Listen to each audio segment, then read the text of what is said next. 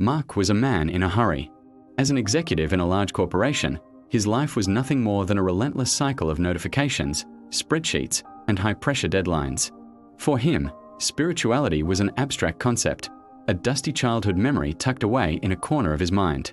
Everything changed the day he adopted Barnaby, an old golden retriever he found at a local shelter. In the beginning, Marc was irritated. Barnaby wasn't productive. He would spend hours sitting by the window or simply lying at Marc's feet while he worked. One evening, as Marc was venting his frustration over a late project, he caught the dog's gaze. He suddenly remembered a verse his grandmother used to quote, "Be still and know that I am God."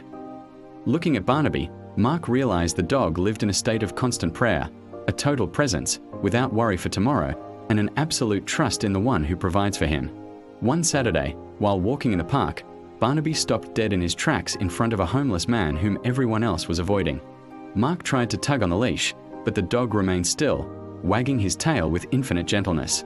The man reached out a trembling hand and stroked Barnaby's head. A rare smile lit up his tired face.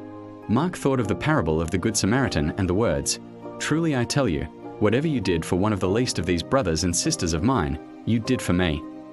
That day, it wasn't a human showing the way of compassion, but his dog. Barnaby didn't see the dirt or the poverty. He saw a soul in need of warmth. The most defining moment came during a stormy night.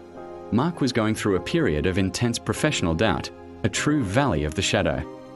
Gripped by a midnight anxiety attack, he felt a weight on his bed. It was Barnaby, resting his head on Marc's arm.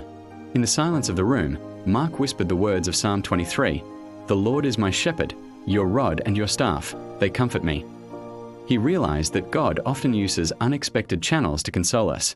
Barnaby was, in his own way, a small echo of that divine protection, faithful, non-judgmental, and always there.